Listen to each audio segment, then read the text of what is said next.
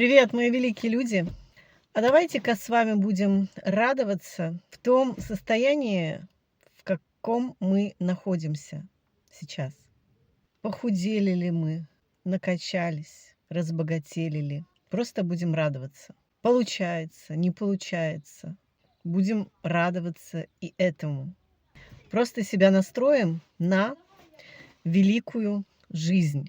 Никакое накачанное и стройное тело уж точно не сделает человека радостным, потому что человек сбросит 5 килограмм, 10, будет у него рельефное тело или какое он там хочет себе тело.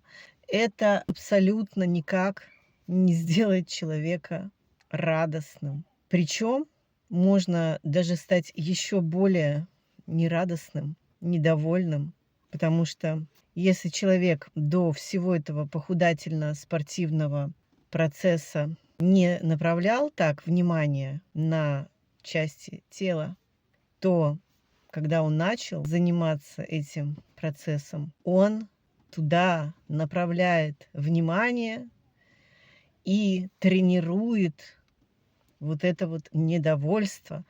И поэтому можно выглядеть супер. Люди будут смотреть и говорить: о, вот он-то или она точно довольна, доволен. А на самом деле человек, если не выбрал быть радостным, довольным, то он будет 100% недовольным и еще даже в большей степени. Это, в принципе, в любой сфере это можно применить. Даже если у человека будет очень много денег, для него это будет очень мало.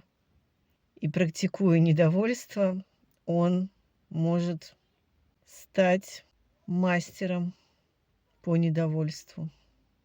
Так что, мои великие люди, Бог в каждом из вас видит великого человека, поэтому уже сейчас вы тоже должны видеть в себе великого человека. В общем, занимаясь чем-то, в том числе похудательно-спортивными мероприятиями, наслаждайтесь, что у вас есть жизнь, что у вас есть ваше уникальное тело. Знаете, человек может хотеть набрать, а потом, когда набирает, понимает, что ему это не нравится. Или хочет похудеть, худеет, а потом понимает, что мне не нравится так. Нужно посмотреть на себя глазами Бога. Вот Он сделал каждого из нас супер.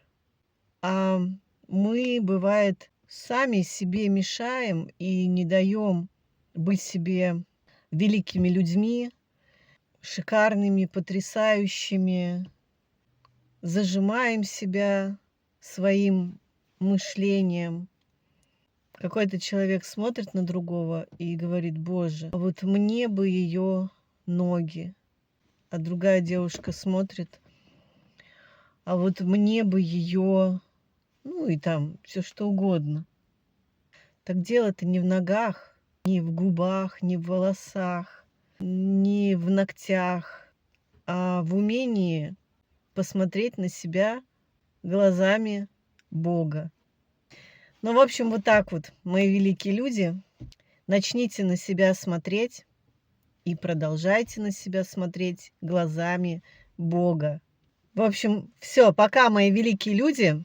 Обязательно каждый день пойте, танцуйте, будьте странно великими людьми, цените себя, цените свою жизнь и жизнь других людей.